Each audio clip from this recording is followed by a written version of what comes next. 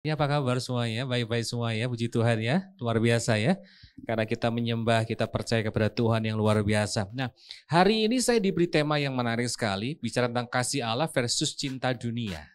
Ya, karena ini kan bulan Februari ya. Biasa kalau bulan Februari kan identik dengan bulan cinta katanya ya, bulan kasih, ada Valentine's Day, Day gitu situ ya, tanggal 14 ntar. Tapi apa yang mau kita pelajari, apa yang mau saya sampaikan hari ini bicara tentang bagaimana kita bisa membedakan antara cinta dan kasihnya Allah dalam kehidupan pribadi kita sebagai orang percaya. Nah, sebelum kita membahas tentang kasih Allah, saya akan ajak Bapak Ibu Saudara sekalian untuk kita fokus kepada kata cinta. Katakan saya, cinta. Siapa terakhir kali merasakan cinta? Terakhir kali berarti kan udah enggak lagi berarti kan. Jangan sampai seperti itu. Nah, kalau bicara tentang cinta, ada teori yang menarik sekali karena saya sedang membahas sedang merangkum sebuah materi tentang NPD, tentang inner child gitu kan ya. Di mana saya banyak belajar dari beberapa referensi psikolog juga. Karena biar bagaimanapun manusia ini ya, kita ini sebagai anak-anak Tuhan bukan terdiri dari unsur rohani saja kan, betul ya? Memang rohaninya ada, tapi kita nggak bisa pungkiri ada jiwa dalam hidup kita. Nah, jiwa kita ini terbentuk lewat apa? Akumulasi kejadian-kejadian masa lalu. Sejak zaman kita masih kecil ada trauma baik, ada trauma buruk, dan itu membekas. Nah, makanya ada istilah inner child dalam kehidupan pribadi kita. Ada Edwin, saya kan Edwin kecil yang tinggal diam dalam Edwin yang sudah dewasa ini gitu loh. Dan itu tiba-tiba bisa muncul dan ketika muncul akan jadi masalah dengan pasangan atau dengan orang-orang sekitar kita pada waktu ada triggernya gitu loh. Nah itu masalahnya semua dari ketika ada trauma yang pernah terjadi, ada akumulasi kejadian-kejadian masa lalu yang terjadi dan itu membekas dalam hati dan pikiran kita. Nggak tiba-tiba langsung bisa hilang gitu. Kenapa? Ya itu unsur jiwa kita. Ada emosi di dalamnya, ada perasaan di dalamnya, ya kan? Itu jiwa, kita nggak bisa pungkiri. Makanya saya fokus sekali di akhir-akhir ini karena ada banyak yang datang kepada saya dan istri saya yang mereka konseling, mereka curhat, di mana intinya mereka berkata seperti ini. Saya ini kalau cerita tentang masalah mental health saya sama pendeta, kok rasanya itu malu, katanya gitu, ya. Jadi ketika saya menceritakan depresi saya, stresnya kami ini, sepertinya malu. Karena apa? Karena tiba-tiba langsung dihakimi, nggak rohani katanya begitu. Ya kan? Katanya nggak rohani. Makanya saya bersama dengan istri saya itu selalu berusaha untuk terus membuka hati dan membuka pikiran. Untuk siap menerima masukan-masukan. Cerita-cerita, curhatan-curhatan, orang-orang yang mau curhat apapun, segagal apapun, bahkan senista apapun hidup mereka, sejatuh-jatuhnya hidup mereka. Kami berusaha untuk menjadi pendengar yang baik dulu, ditampung dulu gitu loh, nggak dihakimi langsung. Kadang-kadang orang-orang seperti itu nggak butuh ayat firman Tuhan kok, betul nggak? Butuh didengar aja, butuh telinga yang siap mendengar, butuh hati yang siap menerima, udah ternyata itu aja. Bahkan ada seorang ibu yang telepon saya sampai berjam-jam, sampai baterai handphone habis itu nyambung lagi ke handphone yang lainnya gitu ya. Itu masalahnya begini Bapak Ibu Saudara sekalian, nelfonnya bukan jam-jam normal. Jam tidur, jam 1 pagi, jam 2 pagi. AI apa kabar? Oh, apa kabar Pak Pendeta? Dia ngobrol tentang mantunya, dia ngobrol tentang cucunya, dia ngobrol tentang anak yang nomor 1 yang di Amerika, dia ngobrol cerita tentang anak yang 1 yang lagi tugas di Papua. Oh, dia cerita semua. Itu kayak cerita pendek, bukan cerita panjang gitu.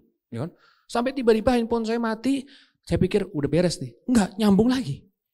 Ke nomor yang satunya lagi gitu loh. Dan pada waktu dia cerita tentang apa yang dirasa, ketakutan-ketakutannya, overthinkingnya, waktu saya mau kasih ayat firman Tuhan, tunggu dulu, saya belum selesai. Oh yaudah, saya dengerin dulu. Oke. Terus begitu. Sampai satu titik akhirnya dia berkata begini, satu kali dia telepon saya kembali, setelah 2 nomor itu habis semuanya, nggak bisa telepon lagi kan dia, itu ternyata jam 4 subuh. Ya jam 4 subuh. Lalu besoknya jam 11 dia telepon ke kantor gereja kami. Saya pikir wah ini mau campur lagi nih gitu ya. Saya harus siap-siap. Saya bilang ambil air, ambil teh, bikin kopi aja supaya saya bisa dengar dengan baik gitu. Tapi ternyata enggak. Dia cuma bilang, "Terima kasih ya, Pak." Kenapa, Ai? Saya plong. Segitu aja. Enggak didoain, enggak dikasih ayat firman Tuhan, cuma didengerin aja gitu loh. Saya plong. Rasanya saya jadi berarti lagi. Kenapa seperti itu? Karena selama ini saya punya 5 anak, gak ada satupun yang siap waktunya untuk saya. Saya punya 5 anak yang gak siap untuk mendengar apa yang saya ceritain. Mama cerewet lah, mama gak masuk akal lah, mama macam-macam. Apalagi mantu-mantu saya. Dia mulai curhat begitu ya. Nah, kan simple ya ternyata ya. Karena apa? Karena memang manusia, semua ciptaan Tuhan gak bicara tentang spiritual aja. Ada area kejiwaan, betul. Nah, kalau bicara cinta, cinta ini menguasainya di area jiwa. Nah, coba kita lihat. Ada sebuah teori yang menarik yang ditulis oleh psikolog yang bernama Robert Sternberg. Ya, yang dia menulis seperti ini. Bahwa menurut analisanya dia, si Robert Sternberg ini. Bahwa cinta di dalam kehidupan manusia itu terdiri dari 3 komponen. Jadi dalam hidup manusia, siapapun itu, mau Kristen, gak Kristen, percaya Tuhan, gak percaya Tuhan, kan pasti ada cinta ya. Itu terdiri dari 3 komponen, didorong oleh 3 komponen ini. Yang pertama, intimacy. Ya, komponen yang pertama adalah intimacy. Apakah intimacy itu? Intimacy itu adalah perasaan kedekatan karena sebuah keterhubungan atau keterikatan. Keintiman, ya, intimacy itu keintiman. Ini merupakan sebuah perasaan kedekatan karena sebuah keterhubungan atau keterikatan. Nah, yang dikejar dari sebuah keintiman itu apa sih? Rasa apa? Nyaman.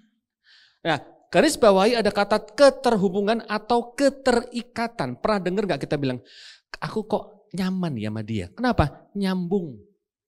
Iya kan? Nyambung. Kayak si AI ini yang telepon dari jam 1 pagi sampai jam 4 subuh ini, nyaman sama saya gitu loh. Kenapa? Nyambung gitu loh. Karena ternyata sekedar ada orang cuman menyediakan telinganya aja untuk mendengarkan curhatannya dia. Jadi mendadak, saya nggak terlalu kenal dengan AI ini. Waktu itu kami harus baru pindah dari kota Semarang ke kota Bandung. Tapi tiba-tiba ada keintiman terjadi loh. Oh, besoknya dia masak. Tiba-tiba datang ke kantor gereja kami. Wah, cukyo satu panci gitu ya. Luar biasa. Wah, full timer senang semua.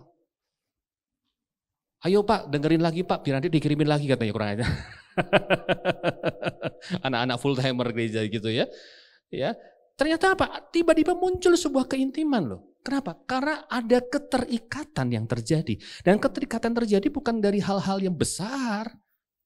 Mau didengarkan.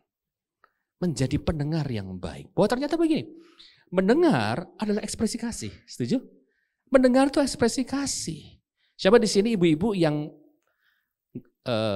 mau didengar? Pasti mau semua ya? Ya kan? Bapak-bapak siaplah mendengar. Karena bapak-bapak biasanya malas dengerin. Iya Pak ya? Jangan ada dusta di antara kita. Ya kan? Habis Pak, masalahnya begini Pak, istri saya itu kalau udah mulai cerewet ngomong, waduh kayak radio rusak nggak ada remnya. Titik koma udah nggak tahu, nggak bisa beda-bedain lagi. Wah cerewetnya Pak bisa setengah harian itu. Jago kronologis, bikin kronologi dari kejadian pertama kali hari Minggu, dari pagi-pagi melek mata sampai mau merem. Dia ceritain semuanya Pak. Padahal nggak penting-penting semua, tapi dengerin. Ketika kita mengasihi, dengarkan. Amin. Kenapa? Karena manusia bisa muncul rasa cinta ketika ada intimasi, rasa intim, keintiman itu terjadi. Dan ini bicara tentang keterikatan. Nyambung gitu loh. Orang yang intim itu bisa lintas usia, betul lah? Betul ya? Bisa lintas usia. Saya punya teman ngobrol juga yang gak harus usianya sama loh. Kan kalau di manusia itu kan ada DISC ya. Dominan, intim, stabil, cermat. Nah kalau orang-orang intim, ciri-ciri gampang kok. Dia masuk di orang yang seumuran, nyambung. Ya kan? Ntar lagi nyamsuk ke orang yang mungkin lebih tua usianya, nyambung loh. Bisa. Anak saya yang paling pertama, yang nomor 1, namanya Benaya. Tadi puji Tuhan ada dia pas datang juga jadi bisa antar saya ya. Si Benaya ini tipikal intimnya mentok. Kenapa? Karena sejak kecil nongkrongnya di gereja. Di rumah kami di depan ada kantor gereja di Semarang. Lalu di gereja kami ini para full timer dan keluarga full timer ditampung sama papa mama saya di rumah kami juga, di bagian belakang dibikin kamar gitu. Jadi setiap hari pulang sekolah nongkrongnya di kantor gereja. Ngobrolnya apa? Ya pasti firman Tuhan. Nyambung gitu loh. Nyambung. Dan memang tipikal si Benaya ini tipikal yang intimnya mentoknya luar biasa. Dia bisa masuk kemana saja. Dia bisa diterima siapa saja. Bahkan kalau misalnya setiap minggu saya selalu ajak dia ke Gramedia karena dia suka baca. Dia bisa berjam-jam di Gramedia. Reward dari saya selalu saya berikan buku. Dan buku yang dia minta selalu apa? Bukan komik. Ensiklopedia. Berat banget. Itu anak saya. Kenapa kamu pilih? Supaya nanti kalau ngobrol sama si Om itu ngerti. Oh, orang intim ini. Nyambung. Jadi bisa diterima di mana saja. Ada keintiman bisa terjadi. Ya. Nah, yang dituju ini apa sih? Rasanya nyaman. Si AI yang telepon saya itu nyaman. Makanya intim tiba-tiba. Ya. Lalu yang kedua, menurut Robert Sternberg, cinta ini bisa bertumbuh. Cinta ini bisa drive hidup kita. Pada waktu yang nomor 2 itu, hidup kita di drive sama yang namanya passion. Ya, atau gairah. Apakah passion itu?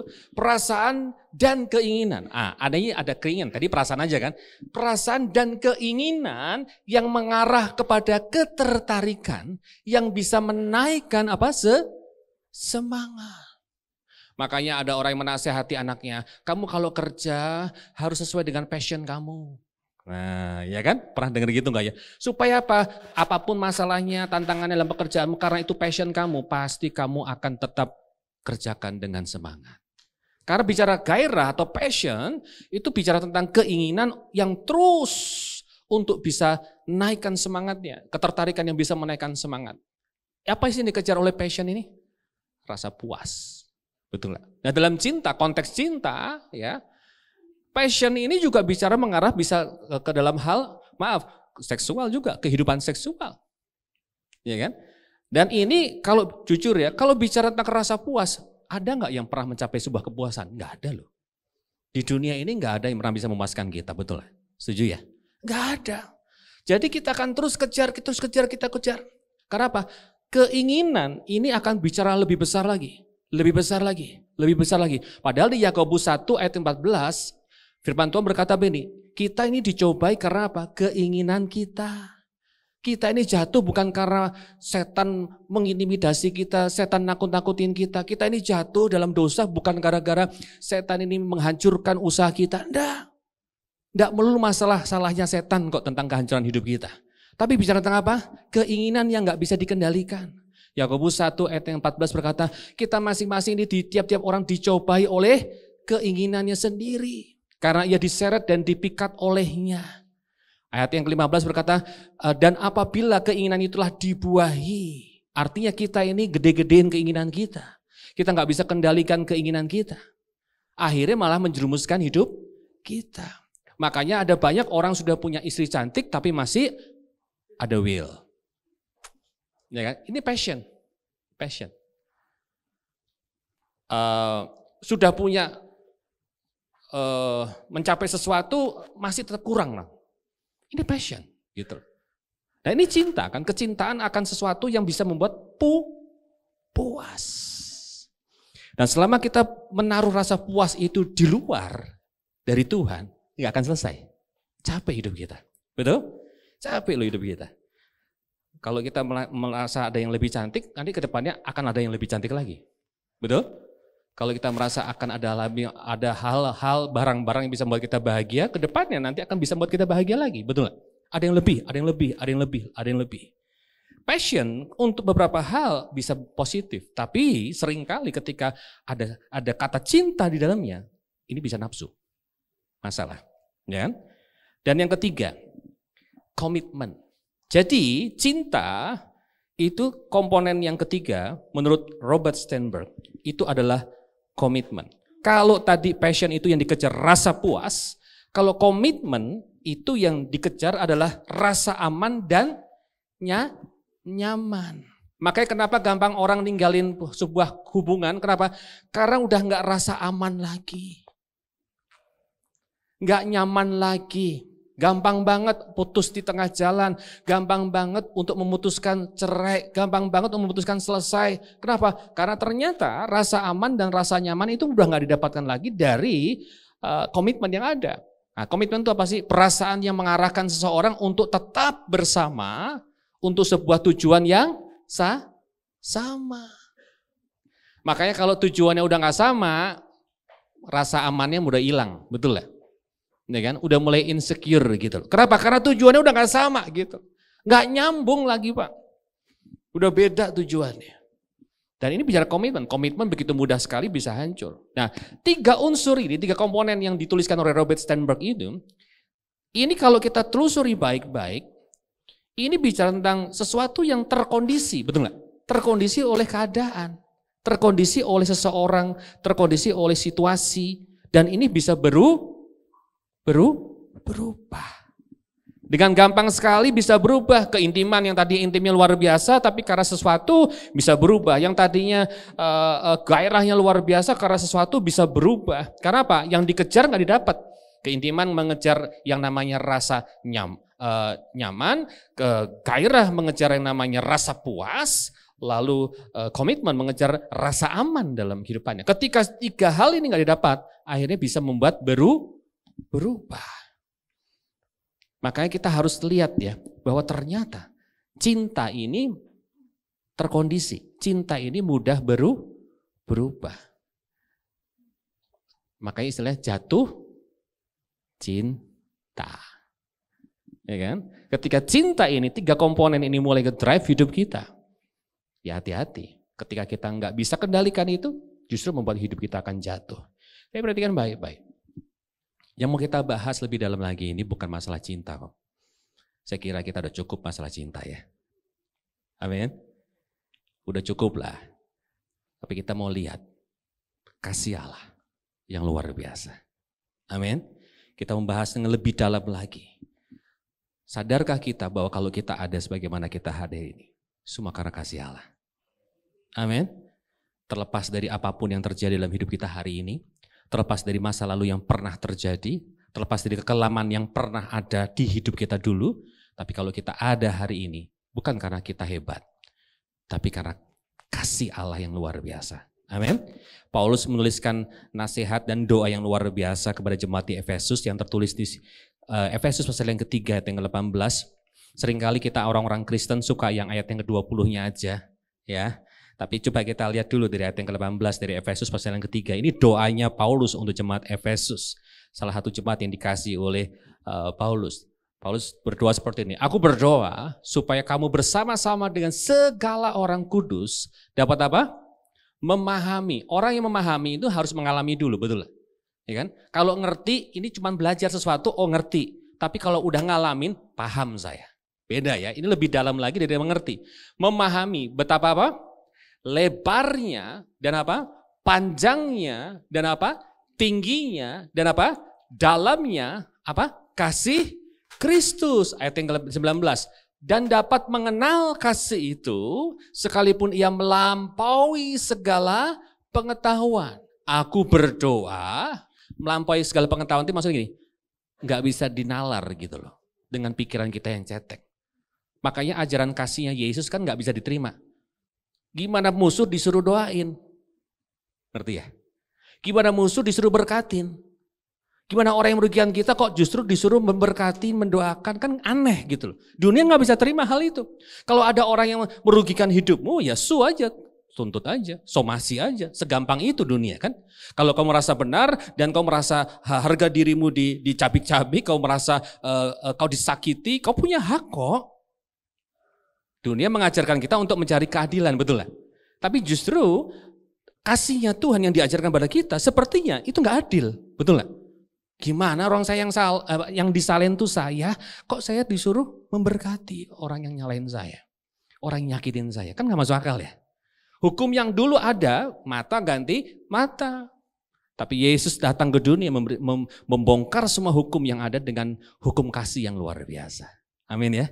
Ini luar biasa. Makanya nggak bisa sekalipun ia melampaui segala pengetahuan. Maksudnya nggak bisa di ngertiin dengan pikiran kita. Ya, Lalu aku berdoa supaya kamu dipenuhi di dalam seluruh kepenuhan Allah. Nah ini ayat yang ke-20 nih, orang Kristen teman nih, ya kan? Kita suka nih. Bagi dialah yang dapat melakukan apa? Jauh lebih banyak daripada yang kita doakan atau pikirkan. Seperti yang ternyata dari kuasa yang bekerja di dalam kita. Ayat yang 21.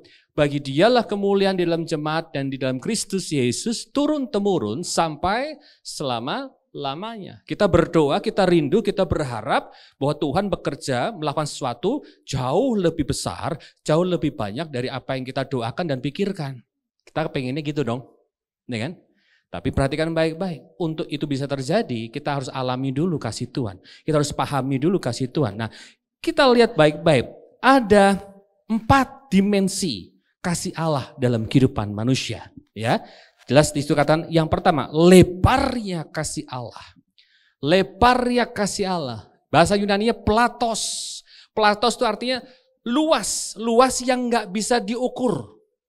Luas yang begitu dahsyat sekali, melingkupi seluruh dunia. Ayatnya di mana? Kalau pengen tahu kasih Tuhan yang luasnya luar biasa, Yohanes 3 ayat yang ke-16. Ini ayatnya. Itulah kasih Tuhan kita yang begitu luas, begitu lebar. Karena apa? Begitu besar kasih Allah akan dunia ini. Perhatikan baik-baik. Dunia luas enggak? Luas banget. Ya. Akan dunia ini sehingga ia telah apa? Mengaruniakan anaknya yang tunggal. Yang satu-satunya. Maaf Bapak Ibu Saudara sekalian, kalau satu-satunya berharga enggak sih? Banget, betul enggak? Kita punya barang yang satu-satunya pasti kita simpan baik-baik, betul nggak? Apalagi anak satu-satunya, kita jaga benar-benar, betul. Tapi Allah Bapa justru mengaruniakan kepada kita, memberikan kepada kita, ya, berharga. Jadi tangkap pesannya. Berarti kita sangat berharga di mata Tuhan. Amin. Coba lihat kanan kiri, ingatkan, kau berharga di hadapan Tuhan. Ya. Ketika kita sadar kita berharga di hadapan Tuhan, otomatis kita akan menghargai orang lain. Amin. Semudah itu. Ya. Lalu lanjutkan ya. Supaya apa? Setiap orang yang percaya kepada siapa? Kepada Yesus. Berarti ada orang yang percaya dong ya? Ada. Tapi apakah kepada orang yang tidak percaya kepada Yesus itu Tuhan gak mengasihi? Enggak, tetap mengasihi. Ini maksudnya luas. Ya.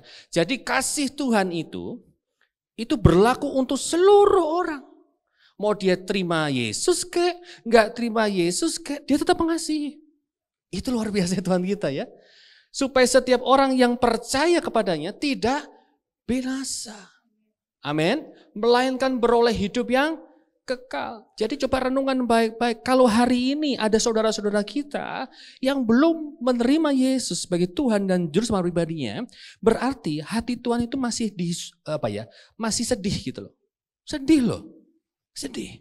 Dan Tuhan tetap mengasihi kok. Betul gak? Tuhan tetap mengasihi orang yang gak terima dia. Nah permasalahannya makanya Tuhan mau supaya kita tangkap isi hatinya dia. Bagaimana lewat hidup kita.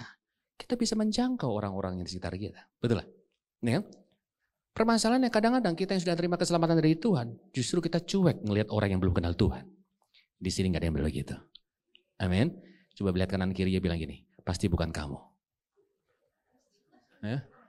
Yang penting saya udah selamat, yang penting keluarga saya udah selamat, gak masalah. Yang keluarga lain biarin aja, ya kan? Yang penting keluarga saya udah selamat, adik-adiknya gimana? Ngeselin orang juga nggak, kokuai lah, antik lah, udahlah, biarin aja. Dikasih tahu juga susah, biarin aja, bodoh-bodoh amat, hidup-hidup sendiri, udah punya keluarga sendiri. Nggak begitu, nggak begitu. Coba tangkap hatinya Tuhan. Tuhan itu sebetulnya sedih ngelihat orang-orang yang belum terima dia. Tapi dia menghargai. Sekalipun kamu gak terima Yesus, belum percaya Yesus, gak masalah. Aku tetap mengasihimu. Nah itu kasih yang luas itu seperti itu. Berlaku untuk dunia. Untuk dunia.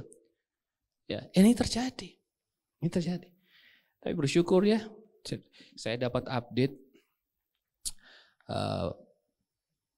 peningkatan daripada anak-anak Tuhan yang mengambil keputusan untuk percaya kepada Yesus. Itu presentasinya terus meningkat. Meningkat. Waktunya sudah singkat. Amin. Waktu udah singkat. Kita harus tangkap isi hati Tuhan dan jadi pelaku firman Tuhan. Jangan cuma kita ketika sudah merasakan keselamatan dan kasih Tuhan, kasih itu untuk kita sendiri, enggak. Tapi kita harus bisa menjadi berkat untuk orang lain. Kita mulai punya perhatian. Nggak usah gitu lah, simple aja. Kapan terakhir kita ambil waktu kita? 15 menit aja untuk berdoa. Mertua kita yang belum tobat. Untuk berdoa adik kita yang belum menerima Yesus. Untuk berdoa suami kita yang mungkin juga masih hidupnya awut-awutan. Pernah gak kita ambil waktu berdoa bukan untuk diri kita, tapi untuk orang-orang yang belum terjamah? Halo, ya kan? Seberapa sering presentasinya ketika kita berdoa, kita fokus ke dalam, kita ingat masalah kita, pergumulan kita.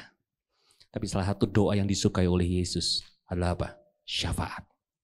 Berdoa syafaat. Amin. Ketika kita ambil waktu untuk berdoa kepada Tuhan, menyerahkan iman kita, menyerahkan harapan-harapan kita, doa-doa kita, bukan untuk kepentingan diri sendiri, tapi untuk jiwa-jiwa. Itu yang disukai oleh Tuhan. Amin. Kita punya iman, puji Tuhan, tapi ketika kita punya iman, kita pakai iman kita bukan untuk mengimani sesuatu bagi diri sendiri. Itu iman yang dewasa. Amin. Nah, lalu yang kedua, dimensi yang kedua dari kasih Allah itu panjangnya, ya. Kasihnya itu panjang, kasihnya itu panjang. Kasih Allah itu panjang. Mekos. Mekos itu artinya tiada akhirnya, sepanjang masa. Dari dulu, sekarang, sampai sampan pun gitu loh. Kasihnya enggak pernah berubah. Mazmur 103 coba. Mazmur 103 ayat yang ke-17 firman Tuhan berkata begini, tetapi kasih setia Tuhan dari apa? Selama-lamanya sampai apa? Selama-lamanya. Udah gak kukur kan? Selama-lamanya. Atas orang-orang yang takut akan Dia dan keadilannya bagi anak cucu yang ada dalam kehidupan mereka. Ya, ini luar biasa. Kasih Allah ini, ya, kasih setianya Dia itu selama-lamanya sampai selama-lamanya. Ini bicara tentang panjang. Mekos itu kasih yang tidak berakhir, mencakup masa lalu, masa kini, dan masa datang. Amin.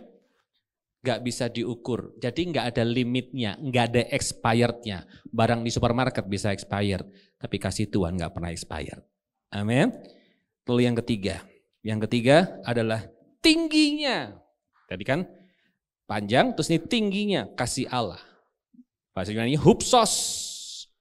Hupsos itu ukuran untuk sebuah ketinggian, tempat yang lebih tinggi, ya, tempat yang lebih tinggi. Mazmur 103 ayat yang ke-11. Tetapi setinggi langit di atas bumi, demikianlah besarnya kasih setianya atas orang-orang yang takut akan Dia. Nah, hupsos ini pengertiannya adalah gini. Ketika kita tahu ada yang bahaya di sekitar kita, maka kita untuk bisa menyelamatkan diri kita harus ada di posisi yang lebih tinggi. Beberapa waktu yang lalu ada banjir bandang di kota Semarang. Namanya banjir bandang itu airnya naiknya cepatnya luar biasa. Tanggul jebol, naiknya cepat luar biasa. Ketika kita tahu hidup kita berharga, kita tahu ada banjir naiknya cepat, kita nggak ada di posisi yang di bawah terus, betul nggak? Ya kan? Kita berusaha untuk menyelamatkan diri, cari yang posisi lebih tinggi. Nah, hupsos itu seperti itu. Kasih Allah ini, di mana kasih Allah yang begitu luar biasa, yang begitu tinggi ini, berusaha untuk mengangkat kita terus di tempat yang lebih tinggi supaya kita mengalami keselamatan, supaya kita jauh dari hal-hal yang buruk. Seberapa sering dalam hidup kita tanpa kita sadari, mau sadar nggak sadar, sekecil apapun dalam hidup kita sering kali hampir ternyata untung. Nah, biasa gitu kan, untung ya nggak jadi. Itu bukan untung nggak jadi, bukan kebetulan, tapi karena kasih Tuhan membuat kita lebih tinggi supaya kita jauh dari celaka. Betul lah. Bapak sering dalam hidup kita kepleset, hal-hal kecil kan ya, hal kecil. Terus bicara,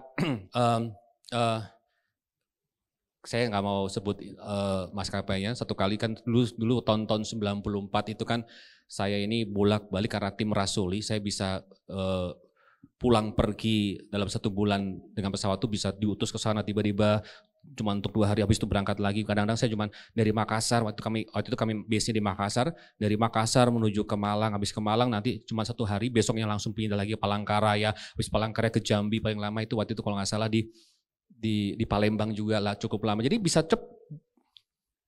satu kali ada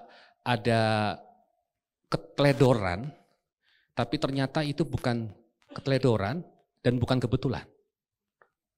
Telat. Tapi ternyata, kan kalau kita tinggal pesawat tuh rasanya jengkel ya, jujur ya. Kesel ya, jengkel, kesel. Terus kadang-kadang, aduh harusnya gak gini gitu loh. Ya kan? Karena sudah ada job desk, sudah ada rencananya harus dikerjakan di tempat yang dituju gitu loh. Saya kan diutus sana sini. Aduh kenapa telat sih, saya harus ngulang lagi, saya harus kasih kabar ke mereka lagi, saya harus koordinasi lagi gitu. Tapi ternyata itu Tuhan sedang bawa saya untuk mengalami kasih yang lebih tinggi. Artinya gini, supaya saya ngalami keselamatan daripada Tuhan. Gak ada yang kebetulan. Kalau saya gak telat, saya gak ada di sini. Itu maksud saya. Ya kan? Gak di sini. Nah ini kasih bicara tentang kasih apa? Upsos. Ya, dimana tingginya kasih Allah ini adalah bicara tentang kasih Tuhan yang meletakkan kita pada posisi yang lebih tinggi sehingga kita tidak terjangkau oleh bahaya dan tidak terjangkau oleh serangan musuh pada waktu itu. Nah, zaman dulu domba ya, itu kan posisinya bukan di bawah. Pas diajak makan di bawah. Tapi para gembala itu berusaha untuk membawa mereka untuk istirahat di gua-gua. Posisinya di atas. Karena supaya jauh daripada bahaya. Dari serigala, dari apa. Posisinya kalau istirahat di posisi atas. Ini khusus. Nah seperti itulah kasih Tuhan atas hidup kita. Ya. Lalu yang keempat, dimensi yang keempat. Dalamnya kasih Allah. Batos. Batos itu bicara tentang kedalaman atau tempat yang dalam. Nah kalau bisa tempat yang dalam, gelap, yang kita ingat apa? Akar. Betul ya? Akar. Memiliki akar yang kokoh tertancap ke dalam ya. Ini bicara tentang batos ya. Dalamnya kasih Allah itu bicara digambarkan seperti batos, tempat yang dalam. Ini bicara tentang tertanam di dalam, di kedalaman itu, atau dengan kata lain berakar. Saya mau bilang buat Bapak Ibu Saudara sekalian. Kasih Yesus, kasih setia Yesus itu berakar. Artinya gini, jika kita tidak setia, Dia Yesus tetap setia. Amin.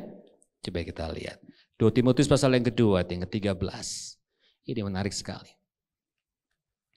2 Timotius 2 ayat yang 13. Jika kita tidak setia, Dia apa? Tetap setia. Karena Dia tidak dapat apa? Menyangkal diri, menyangkal apa yang sudah difirmankan kepada kita. Bayangkan begini ya. Ternyata kasih itu begini loh, kasih sejati begini. Pada waktu kita memberikan kebebasan untuk orang memilih. Amin. Bahkan pilihannya pun sekalipun pilihannya tak sesuai dengan apa yang kita rindukan. Tapi kita tetap mengasihi. Ah itu loh. Luar biasa loh. Kasih yang tidak memanipulasi. Kita kasih kebebasan untuk orang memilih. Tapi sekalipun pilihanmu tidak sesuai dengan apa yang mauku, itu gak mengurangi kasih aku buat kamu. Bayangkan betapa kita sangat dikasih oleh Tuhan. Betul? Apakah ketika kita memutuskan aku tidak mau setia sama Tuhan, Tuhan tidak mengasihi kita lagi, stop untuk mengasihi kita? Enggak, tetap Dia mengasihi kita. Amin. Nah ini, itu berakar maksudnya. Kasihnya itu udah teruji berakar, udah gak bisa dicabut gitu loh. Apa yang udah dilontarkan satu kali, itu untuk selama-lamanya dan sampai kekal. Sekali Dia berkata aku mengasihimu, apapun kondisi kita, apapun keputusan kita, sesalah apapun kita, itu gak akan pernah menghilangkan kasih Tuhan, gak akan pernah mencabut kasih Tuhan, gak pernah mencabut rasa keberhargaan kita di mata Tuhan. Bayangkan. Bapak, Ibu, Saudara sekalian itu begitu sangat dikasihi oleh Tuhan. Amin. Bahkan jelas katakan, jika kita nggak setia, Dia tetap setia. Nah ini berbeda dengan yang tadi cinta kan. Cinta didrive dengan perasaan. Situasi berubah, bisa berubah intimnya, bisa berubah passionnya, bisa berubah apa namanya tadi itu apa ya? Yang ketiga apa tadi itu? Ya kan? Bisa berubah intinya semua. Nah, dan kalau cinta, fokusnya ke dalam. Ya? Fokusnya ke dalam. Kalau nggak nyaman ya udah. Kalau nggak puas ya udah. Fokus ke dalam kan? Tahu kalau saya sama istri saya lagi kasih premarital counseling, saya sama istri saya tuh fokus di situ. Selalu pertanyaan awal yang simpel tapi sulit dijawab sama mereka. Rata-rata jawab, ada yang susah. Kenapa kau pilih dia? Bingung. Terus rata-rata jawabannya klise. Abis dia bisa ngertiin saya, belum siap kamu nikah. Oh iya dong. Kalau kamu milih dia, mau hidup bersama dengan dia hanya gara-gara dia bisa ngertiin kamu, berarti kamu ambil sesuatu dari dia, tapi gak siap untuk memberi sesuatu kepada dia. Betul gak? Itu bukan kasih. Itu cinta. Karena cinta fokusnya untuk mendapatkan, cinta untuk menarik sesuatu, cinta untuk mengumpulkan sesuatu. Rasa nyaman, rasa puas, rasa aman. Betul gak? Ketika itu gak didapatkan lagi, ya cari yang lainnya yang kita rasa bisa memberikan rasa nyaman, rasa puas, rasa aman. Terkondisi, betul gak? Tapi perhatikan baik-baik. 4 dimensi yang kita pelajari dari kasihnya Yesus, itu gak terkondisi sama sekali. Itulah Tuhan kita. Itulah Tuhan kita. Mau apapun saat ini yang kita kerjakan, seburuk apapun, Dia tetap mengasihi kita. Amin. Makanya jangan jadi orang Kristen yang sok-sok gini loh, mengejar penggenapan janji Tuhan. Janji Tuhan udah kasih semua kok. Betul gak? Udah, makanya di atas kayu salib Yesus berkata, tetelestai, sudah selesai. Amin. Udah selesai. Aku mengasihi kamu dari dulu, sekarang sampai selama-lamanya. Aku akan tetap mengasihi kamu apapun kondisi kamu. Bahkan firman Tuhan berkata, jika kamu gak setia sama aku pun, aku tetap menghargai keputusanmu dan aku tetap mengasihimu. Luar biasa ya Tuhan kita ya. Tangkapnya begini. Kalau Tuhan kita begitu luar biasanya, dan kita masih memutuskan untuk tidak setia sama Dia, betapa kurang ajar ya kita. Betapa nggak tahu dirinya kita. Betul? Iya kan nggak tahu diri sekali gitu loh. Tuhan aja yang begitu luar biasa, Dia Maha Raja. Dia mengambil keputusan tetap mengasihi kita apapun yang terjadi, apapun keputusan, sesalah apapun kita. Dia tetap mengasihi kita. Tapi kalau kita nggak bisa setia sama Dia, masih hitung-hitungan sama Dia, masih Senin Kemis ibadahnya, masih berpikir apa yang bisa aku dapat dari ibadah. Makanya perhatikan baik-baik, Yesus marah banget pada waktu bait Allah berubah fungsi menjadi tempat jual beli kan. Dagangnya gak salah. Dagangnya gak salah. Dagang itu hikmat dari Tuhan untuk bisa mendapatkan keuntungan, betul gak? Tuhan kasih hikmat kepada kita untuk bisa berdagang, gak masalah. Tapi permasalahannya ketika ada mental dagang, ada dalam ibadah kita. Nyari untung dan rugi. Ini masalah. Kita ke gereja supaya diberkati. Bukan, berkat itu sudah ada. Oh kita lakukan ini, pelayanan ini supaya penggenapan janji Tuhan terjadi. Enggak perlu, semua sudah digenapkan oleh Yesus Kristus. Amin. Jadi kita nggak perlu kejar-kejar supaya penggenapan Tuhan, janji Tuhan tergenapi dalam hidupmu. Nggak perlu. Cuman satu janji Tuhan yang belum tergenapi dalam hidup kita. Dia datang untuk kali yang kedua. Semua yang udah diberikan sama kita. Amin. Jadi kita nggak perlu lagi kejar-kejar penggenapan janji Tuhan. Nggak perlu. Karena kasih Tuhan begitu dahsyat dan luar biasa. Begitu dalam, begitu tinggi, begitu lebar. Nggak bisa diukur dengan apapun. Jadi tangkap pesannya. Kasih Tuhan itu gak terkondisi. Amin. Kalau ngomong I love you itu gampang. Tapi perhatikan baik-baik, kita harus belajar untuk bisa bicara I still love you. No matter what you do. Saya diajar sama Tuhan untuk di tahun ke-10 pernikahan kami dulu. Saya orangnya keras. Dia orangnya, istri saya orangnya halus, sehalus sutra. Nggak ketemu sebetulnya. Saya emosional, saya spontanitas. Dia bisa nyimpen dulu, tapi tiba-tiba ibu waktu. Nggak ketemu. Saya diajarkan di tahun pernikahan yang ke-10, ketika ada masalah apapun yang terjadi ya. Terlepas dari siapapun yang bikin masalah. Misalnya istri saya bikin masalah. Biasanya saya khotbahin dia, pendeta kan. Ya dong. Senjatanya apa? Khotbah dong. Ayat saya keluarin semua. Yang bersangkut paut dengan masalahnya dia, ayatnya saya cari. Referensi yang saya khotbahin dia. Dia harus dengerin saya khotbah. Dia salah kan. Dia dengerin sampai merasa tertuduh banget gitu kan ya. Semakin dia merasa tertuduh gitu ya, semakin saya seperti puas. Tapi tahun ke-10 Tuhan ajarin sama saya secara pribadi. Kalau ada masalah, ada konflik, istrimu bikin salah. Jangan nasihat dulu yang keluar. Jangan khotbah apalagi. Jangan. Tapi Yesus ajarkan kepada saya. Hampiri dia. Peluk dia. Bisikan kepada dia. Walaupun masalah kita belum selesai. Tapi kamu harus percaya aku sudah mengampuni kamu. Walaupun masalah kita belum selesai. Tapi kamu harus yakin, I still love you. Haleluya. Bapak-bapak, jangan ada dusta di antara kita. Laki-laki kalau disuruh gitu, posisi lagi bener. Gampang apa susah? Susah.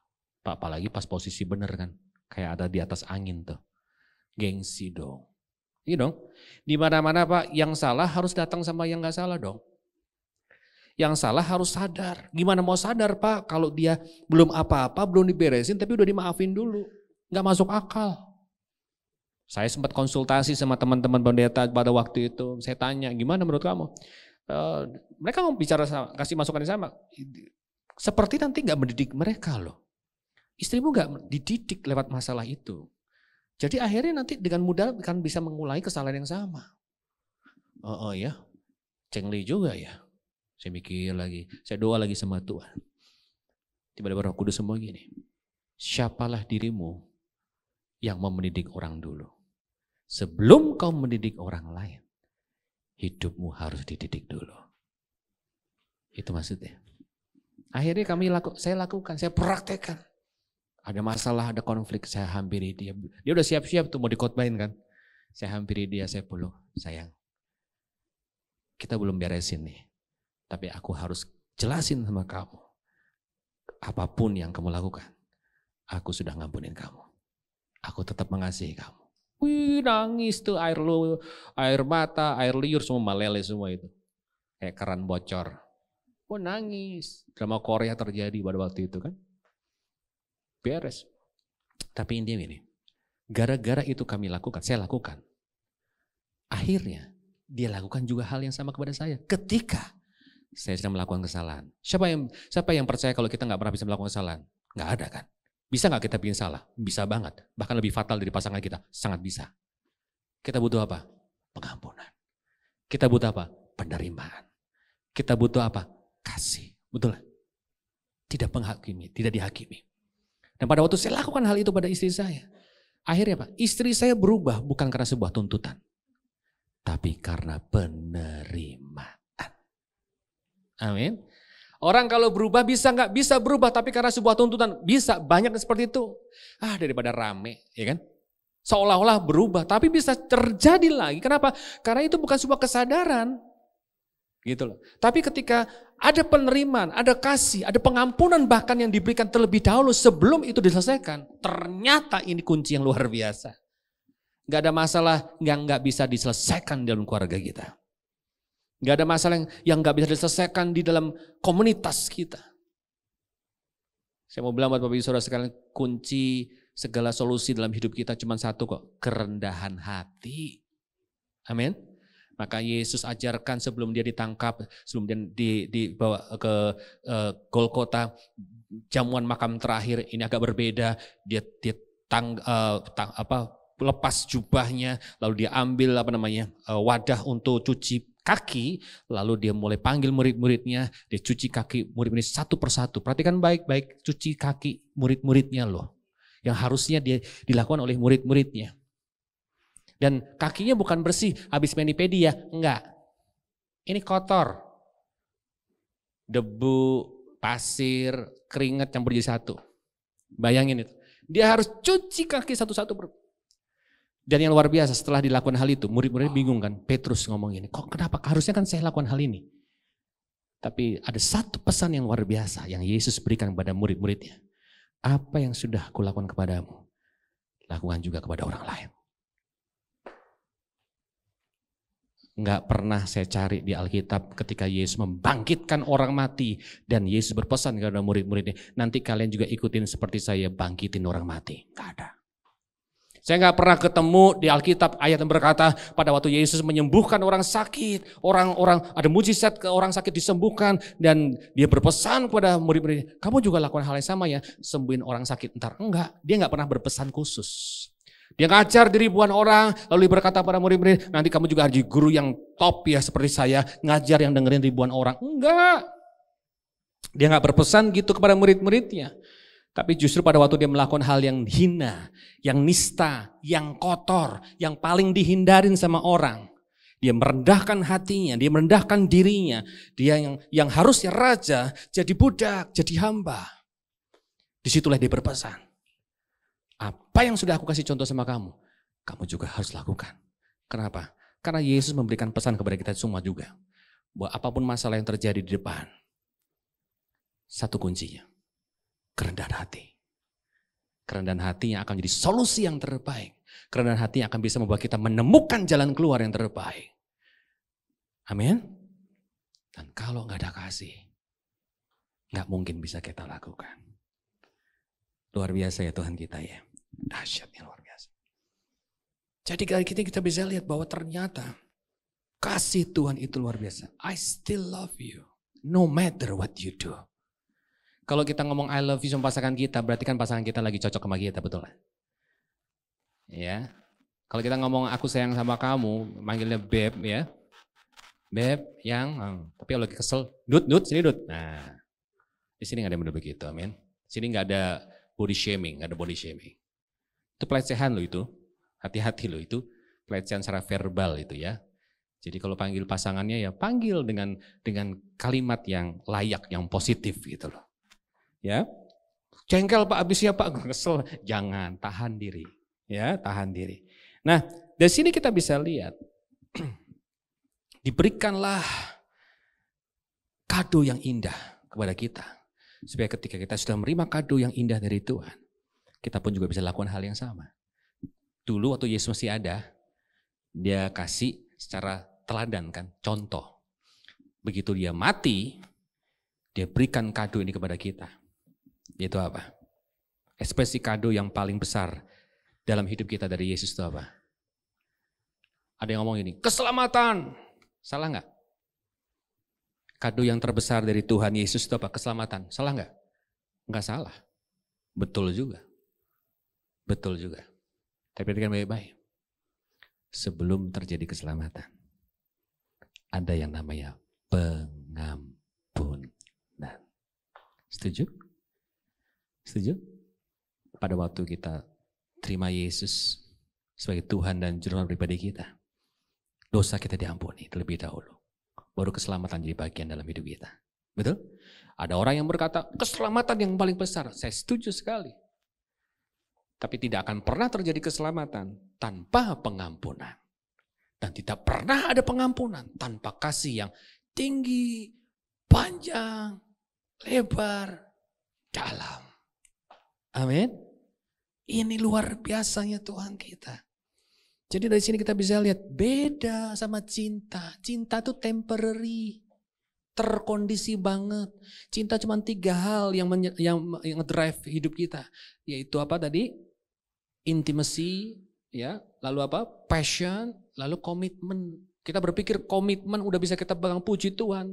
Tapi tetap kita kalah di intimasinya, kita kalah di passionnya, terkondisi. Jadi ada yang anget-anget, ada yang kadang cinta, ada yang kadang enggak, kadang sayang, kadang enggak.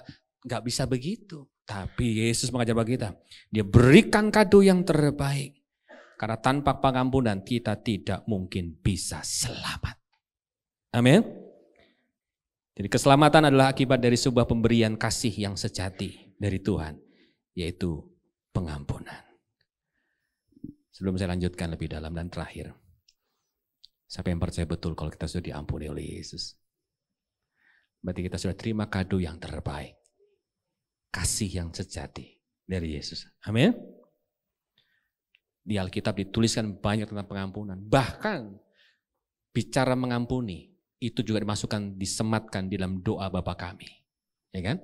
Itu disebut. Berarti itu penting, ya, penting. Nah, coba kita lihat.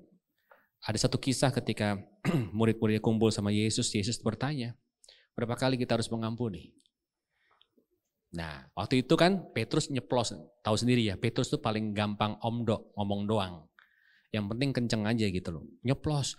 7 kali kah? Wah, dia pikir ketika dia ngomong 7 kali, Yesus bakal lembut pundaknya, luar biasa, kamu penuh dengan kasih. Kenapa seperti itu? Karena hukum yang ada pada waktu itu bukan hukum kasih yang diajarkan. Mata ganti mata. Betul lah. Tapi ketika Petrus ngomong gitu, harapannya Petrus mungkin bakal dipuji sama Yesus kan, tapi enggak. Yesus ngomong apa? 7 kali 70. Saya pengen nanya, yuk kita hitung-hitungan ya. 7 kali 70 itu berapa? 490 kan ya, 490. Satu kali saya pernah iseng, dalam satu hari maksudnya, satu hari itu 24 jam kan. Kita harus berapa kali mengampuni orang yang bersalah sama kita, dan orangnya sama, kesalahannya sama. Ya. Jadi kita harus mengampuni, misalnya si Evi melakukan, bikin saya jengkel dalam satu hari ini ya. Kesalahannya sama, orangnya sama terus, ketemu sama dia melulu kan ya. Sebanyak 490 kali dalam satu hari. Enak-enak deh itu. Ya kan? Itu lagi masalahnya. Itu lagi masalahnya. Ya kan? Tapi harus sebanyak 490 kali dalam satu hari. Itu kurang lebih setiap 2 menit. Bayangin, setiap 2 menit dia ngeselin saya. Enak gak digituin? Waduh, gak enak banget. Berarti setiap 2 menit saya harus ketika mukanya dia muncul dalam hidup saya, ampuni dia. Ya kan? Gak enak, gak gampang loh. Betul ya? Ini baru 490 kali kan 7 kali 70 kali berapa kan, artinya nggak terhingga kan sebetulnya kan ya, nggak terhingga. Satu kali saya lagi nongkrong di depan teras rumah saya, tiba-tiba saya punya tetangga rese lah, biasa kayak gitu ya, rese bikin masalah, tiba-tiba marah-marah, oh Pak Edwin tuh begini, saya bingung, saya salah apa gitu kan, tapi marah-marah gitu kan ya, pendeta kan tahu pendeta. Oh puji Tuhan Pak, ada apa? Wah jengkel gitu ya. Oh iya puji Tuhan. Terakhir, dia nempeleng saya loh. Pok gitu, tempeleng, pendeta tempeleng nih. Ya kan? Saya sebagai hamba Tuhan, tahu kasih tanah firman Tuhan, ya kan? Saya harus ngapain? Oh puji Tuhan, Tuhan memberkati ya Pak. Saya lepaskan perampunan buat dia. Ya kan? Balik kan dia, balik. Kan harus berapa? 490 kali dong, ya kan, satu hari kan, 490 kali kan. Enggak berapa menit, 2 menit kemudian balik lagi mau minta maaf nih. Kagak minta maaf dia ternyata, ya kan. Tambah kesel lagi, tambah ngeselin lagi, tambah marah lagi, marah yang lebih dahsyat lagi. Pok, tadi kiri serang kanan gitu kan ya. Saya kapan? Pendeta. Ya kan, pendeta tahu firman Tuhan, tahu kasih, harus berlaku kasih, betul enggak? Ya kan? Harus ini pelaku kasih. Apa yang harus saya lakukan? Tadi kan berkati tangan kanan, sekarang berkati tangan kiri. Oh puji Tuhan, saya berkati ya Pak. Saya gak salah apa-apa loh nih. Dan itu harus berulang-ulang kali, sebanyak 490 kali. Orang yang sama, kesalahannya sama setiap 2 menit. Saya pengen nanya, bisa gak? Yang ada bengkak-bengkak kita. Gak bisa. Orang Manado bilang bangka-bangka. Ya, pipi serupa bapau ini. Gak bisa. Gak usah dipikir, gak bisa. Udah pasti gak bisa. Tapi yang luar biasa begini. Saya nggak pernah ketemu ketika saya mencari ayat yang berkata, kalau kau kekurangan kasih, datanglah kepadaku. Nggak ada begitu. Dari Kejadian sampai Wahyu nggak ada yang tulis begitu. Tapi firman Tuhan ditulis, Allah adalah kasih. Amin. Pribadinya itulah kasih. Kalau berkata, kalau kau kekurangan kasih datanglah padaku, berarti kan dia punya stok kasih, gudang kasih gitu kan ya. Bisa habis nggak? Bisa. Tapi yang luar biasa firman Tuhan mendeklarasikan begini, Allah yang kita sembah, yang kita percaya, yang kita layani adalah kasih itu sendiri. Amin. Pribadinya adalah kasih itu sendiri. Jadi bagaimana supaya kita bisa melepaskan pengampunan? Simple. Seberapa kita beri ruang waktu yang terbaik untuk Kristus menjadi raja dalam hati dan pikiran kita. Amin. Sebesar itulah kita mampu untuk melakukan dan bertindak dengan kasih. Amin. Jadi kalau orang yang bisa melepas pengampunan, jangan gembor-gembor, aku mengasihi Tuhan. Jangan gembor-gembor, Tuhan hidup dalam hidupku. Enggak, omong kosong. Pada waktu kita beri ruang waktu yang terbaik untuk Kristus jadi raja dalam hati dan pikiran kita. Kasihnya yang hebat itu menguasai hati dan pikiran kita. Maka kita akan dimampukan. Semua bukan karena kita bisa. Tapi semua karena Roh Kudus, karena kuasa Tuhan, karena kasih Tuhan yang sudah kita rasakan juga dalam hidup kita. Kenapa begitu? Karena semakin kita memberikan ruang waktu yang terbaik untuk Kristus jadi raja, artinya kita semakin menjadi pelaku firman Tuhan. Karena firman dengan Tuhan itu sama. Pada waktu kita menjadi pelaku firman Tuhan, semakin gambar diri kita dipulihkan. Amin. Gambar diri kita dipulihkan. Kita tahu siapa kita di depan Tuhan dan siapa Tuhan buat kita. Kita tahu dan kita yakin betul kita sudah diampuni. Kalau orang yang sudah yakin betul sudah diampuni, enggak sulit untuk melepaskan pengampunan. Amin. Jadi ini bicara tentang kasih, aplikasinya itu. Yuk terakhir ya. 1 Yohanes pasal yang keempat ayat yang ke-19 sampai 21. 1 Yohanes pasal yang keempat ayat ke-19. Kita mengasihi apa? Karena Allah lebih dahulu mengasihi kita. Lalu, jikalau seorang berkata aku mengasihi Allah dan ia membenci saudaranya, maka ia adalah pendusta. Karena barang siapa tidak mengasihi saudara yang dilihatnya, tidak mungkin mengasihi Allah yang tidak dilihatnya. Ini ayat yang 21. Dan perintah ini kita terima dari siapa? Dari Pak Edwin, dari Pak Billy, bukan. Dari dia, dari Allah, dari Tuhan kita. Barang siapa mengasihi Allah, siapa yang mengasihi Allah? Ia harus juga mengasihi saudaranya. Permasalahannya gini Pak, Bu, Kok, Ci, mengasihi saudara kita nggak ada yang sempurna. Setuju? Kalau mengasihi Tuhan gampang buat kita karena Tuhan sempurna. Mengasihi Tuhan gampang buat kita. Karena apa? Karena Tuhan udah baik banget sama kita. Tuhan sangat indah. Betul? Tapi mengasihi saudara kita nggak ada yang indah. Ngeselin semua Pak. Kukwai semua Pak. Kukwai tingkat tinggi lah pokoknya mah. Engkong saya selalu ngomong jadi orang jangan kukwai. Katanya. Tahu ya kukwai ya? Susah Pak pokoknya. Aduh orang itu mah pengen didengarin mulu gak bisa ngertiin orang lain. Tapi firman Tuhan berkata, barang siapa mengasihi Allah, ya harus juga. Artinya kita harus ambil sebuah keputusan untuk tetap mengasihi dia. Sama seperti kita sudah dikasihi oleh Tuhan yang tidak terkondisi apapun. Amin. Haleluya, saya berdoa sungguh-sungguh di tempat ini muncul pengampunan. Saya muncul jemaat tempat ini terus berlomba-lomba jadi pelaku kasih. Karena itulah yang dinantikan orang-orang di luar sana. Yang membedakan kita dengan orang-orang yang tidak kenal Tuhan. Bukan karena kita bisa khotbah hebat. Bukan karena kita bisa menyanyi dengan indah. Nah, itu bisa dipelajari. Khotbah bisa dipelajari. Suara nyanyi bisa dipelajari. Waduh, kalau saya dengerin dia nyanyi itu bisa nangis. Saya dengerin khotbah itu terenyuh. Enggak, itu bisa didramatisir. Tapi kalau ada yang bisa membuat orang kagum dengan kekristenan kita. Pada waktu mereka krisis kasih, pada waktu mereka nggak bisa melepaskan pengampunan, pada waktu mereka berusaha untuk balas dendam, tapi kita tampil dengan orang-orang yang melepaskan pengampunan, memberkati mereka dan mendoakan mereka. Amin. Ini yang membuat kita berbeda dengan dunia. Amin. Karena inilah perintah yang diberikan oleh Tuhan. Barang siapa mengasihi Allah, dia juga harus mengasihi saudara-saudaranya. Yang notabene gak ada yang sempurna. Artinya gini, hidup kita harus siap untuk terus melepaskan pengampunan. Amin. Statement terakhir saya. Mengampuni adalah identitas iman kita. menerima kembali adalah kualitas iman percaya dan kasih kita. Amin.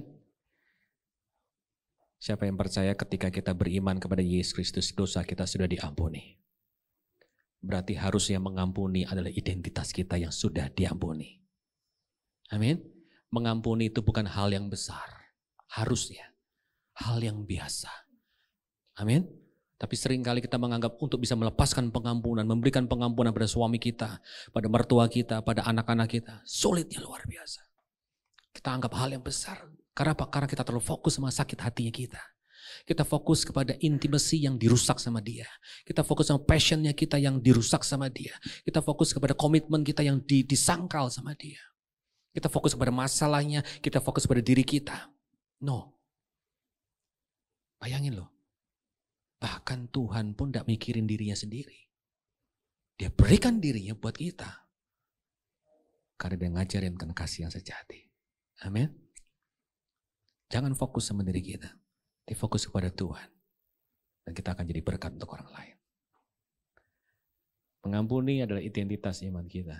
Menerima kembali adalah kualitas iman percaya dan kasihnya kita. Saya berdoa sungguh-sungguh dari tempat yang muncul jemaat-jemaat Tuhan yang kualitas iman percayanya dan kualitas kasihnya di atas rata-rata. Amin. Jadi kesaksian nama Tuhan semakin dipermuliakan. Gak perlu kita khotbahin orang. Orang akan penasaran seperti apa sih Tuhan yang kita sembah.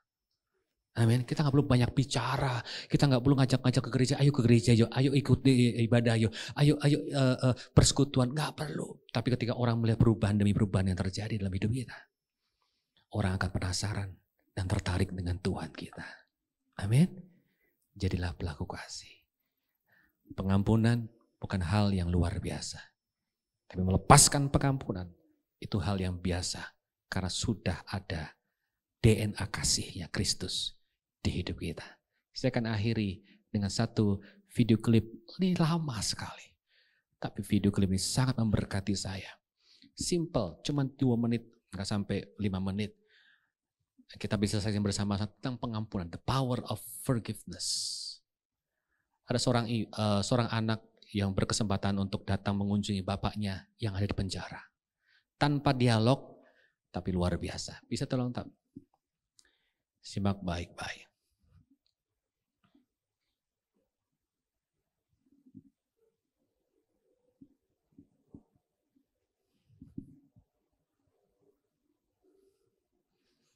Seorang anak yang menguji bapaknya di penjara.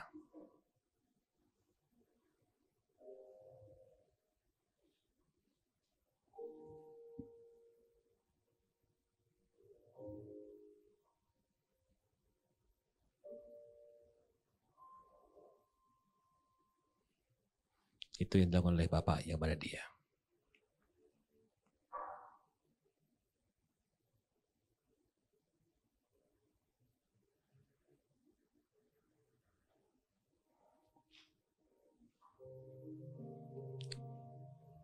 Itu juga yang dilakukan oleh bapaknya kepada dia.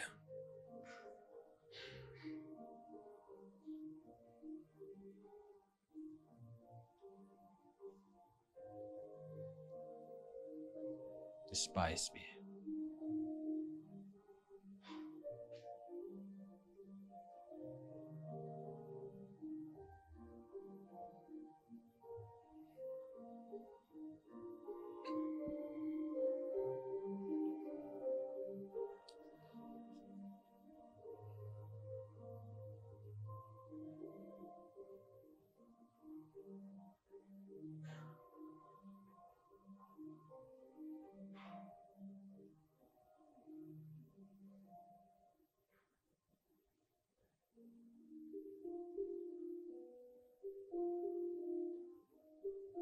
Dosa yang paling menyakitkan yang dilakukan oleh bapaknya.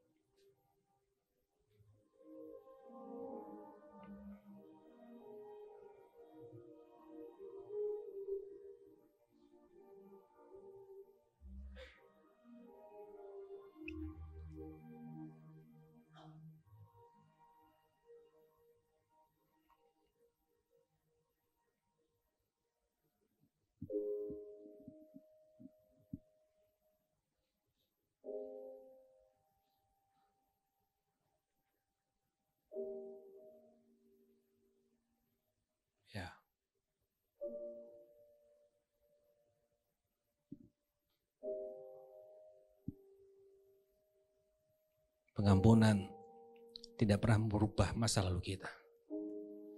Tapi melepaskan pengampunan akan memperbesar kapasitas kita, memperbesar masa depan kita. Amin.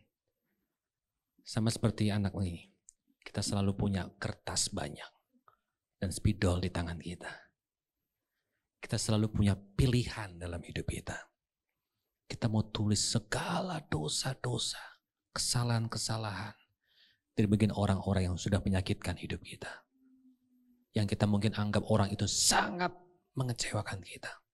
Kita selalu punya pilihan dalam hidup kita. Tapi mari kita belajar dari anak muda ini. Ketika dia terakhir menuliskan, dia mengambil sebuah keputusan yang besar. Aku mengampunimu. Setelah dilepaskan, dia jabarkan semua dosa-dosa ayahnya yang dilakukan. Yang semuanya menyakitkan. Tidak mengambil keputusan untuk melepaskan pengampunan. Berapa sering kita ini mengecewakan hati Tuhan. Berapa sering sadar atau nggak sadar kita ini melecehkan kasih Tuhan. Kita bermain-main dengan Tuhan. Kita bermain-main dengan kasih karunia. Kita berpikir, toh nanti Tuhan pasti mengampuni kita. Oh ya, Tuhan tetap mengasihi kita. Betul. Tapi Tuhan juga rindu kita dewasa. Tuhan rindu kita berubah. Tuhan rindu supaya keserupaan dengan Kristus semakin nyata dalam hidup kita. Pengulangan akan terus terjadi ketika kita gagal di area itu. Tapi pada waktu kita berhasil lepas dari area itu, peningkatan akan terjadi. Dewasaan muncul, keserupaan dengan Kristus nyata. Nama Tuhan semakin dipermuliakan. Amin. Jangan terus diulangi hal yang sama. Ketika kita tahu kita selalu ada kertas kosong dan pena di tangan kita. Jangan tulis kesalahan orang. Jangan ungkit-ungkit trauma masa lalu kita. Jangan tulis dosa-dosa suami kita. Jangan tulis segala hal-hal yang menyakitkan, yang traumatik bagi hidup kita. Tapi mari kita tuliskan apapun yang terjadi. Aku siap melepaskan pengampunan. Amin. Karena aku sudah menerima kasih Allah yang tinggi, lebar, yang panjang, yang dalam. Amin. Mari kita berdoa. Haleluya. Bila sore hari ini, ketika kita ada pena dan kertas kosong di tangan kita, kalau Roh Kudus ingatkan ada satu nama, tulis nama itu di pena, di kertas kosongmu. Bukan untuk kau hakimi, tapi kau lepaskan pengampunan. Kalau hari ini Roh Kudus ingatkan satu nama, satu orang, dua orang mungkin. Jangan tunda untuk kau berdamai terlebih dahulu. Jangan tunggu dia datang kepada kita. Tapi biarlah kita yang terus merendahkan hati untuk bisa menjadi pelaku kasih yang sesungguhnya. Karena kerendahan hati adalah solusi yang terbaik untuk setiap konflik yang terjadi. Kerendahan hati adalah solusi yang terbaik untuk pemulihan terjadi dalam hidup kita. Hubungan semakin dipulihkan dan semakin dikuatkan. Akhirnya nama Tuhan juga semakin dipermuliakan. Terima kasih Tuhan buat kasih-Mu yang begitu panjang. Terima kasih begitu dalam, begitu lebar, begitu tinggi. Kasih-Mu yang terus menyelamatkan kami. Kasih-Mu yang terus menuntun langkah kami. Kasih-Mu yang terus untuk menerima kami kembali. Sekalipun kami salah jalan, sekalipun kami gak setia kepada Tuhan. Tapi Engkau terus menerima kami kembali. Kau terus membuka tangan kami.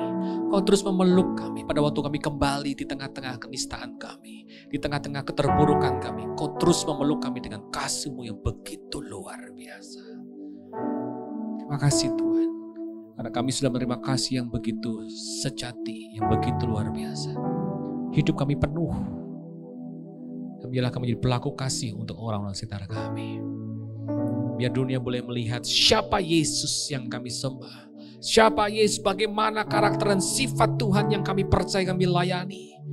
Bukan lewat perkataan dan khotbah kami, tapi lewat sikap hidup kami, lewat perkataan kami, lewat perubahan demi perubahan yang terjadi.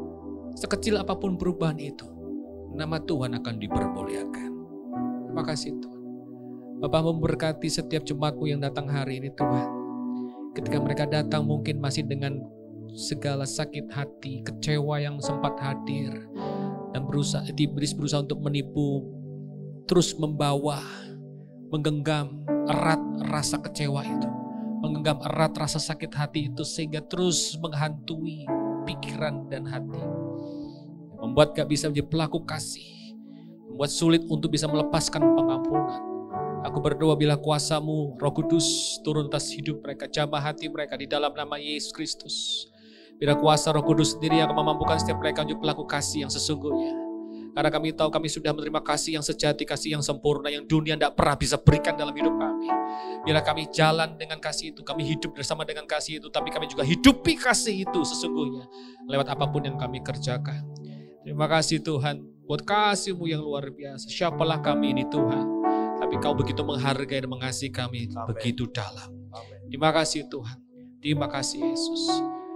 Kami percaya Tuhan, ke depan ada banyak hal-hal yang baru yang sudah Tuhan sediakan juga dalam kehidupan kami. Kami mempersiapkan hati kami, mempersiapkan cara berpikir kami, mempersiapkan langkah kami untuk kami bisa menjemput semuanya itu bersama dengan Tuhan. Ada hal-hal yang baru, ada hati yang juga diperbarui dan dipulihkan, cara berpikir yang juga diubahkan, sehingga kami berpikir sama seperti Kristus berpikir, kami merasa sama seperti Yesus merasa, kami bertindak sama seperti Engkau bertindak, sehingga apapun yang kami kerjakan, dunia boleh melihat dan merasakan dan mengalami secara pribadi, bahwa Tuhan kami sembah adalah Tuhan yang penuh dengan kasih, Tuhan yang dahsyat, Tuhan yang ajaib, Tuhan yang besar, Tuhan sumber segala damai sejahtera dan sukacita yang luar biasa. Terima kasih Tuhan, kami mengucap syukur akan hal itu Tuhan. Terima kasih Yesus. Terima kasih Yesus. Sekali kami bersyukur untuk apapun yang sudah Kau kerjakan dan yang akan Kau kerjakan dalam hidup kami. Jadikan setiap kami pelaku firman-Mu Tuhan. Itulah kerinduan hati kami. Terima kasih buat pengampunan-Mu. Terima kasih buat kasih-Mu. Terima kasih buat kebenaran. Terima kasih buat pembenaran Tuhan dalam hidup kami. Terima kasih buat kekudusan yang Kau berikan dalam hidup kami Tuhan. Kami percaya kami sudah dikuduskan, kami dipisahkan dari dunia. Tapi kami harus jadi terang bagi dunia. Kami harus jadi teladan bagi dunia. Kami harus jadi garam, jadi dampak untuk orang-orang sekitar kami. Untuk setiap orang yang terhilang. Biar mereka bisa kembali datang kepada Yesus Kristus. Mengaku Engkau sebagai Tuhan dan Juru Selamat pribadi mereka yang penuh dengan kasih. Terima kasih Tuhan. Terima kasih Tuhan. Dalam nama Yesus, berkati setiap jemaat-Mu Tuhan. Semua yang percaya sudah diberkati dan siap jadi berkat katakan. Amin. Amin.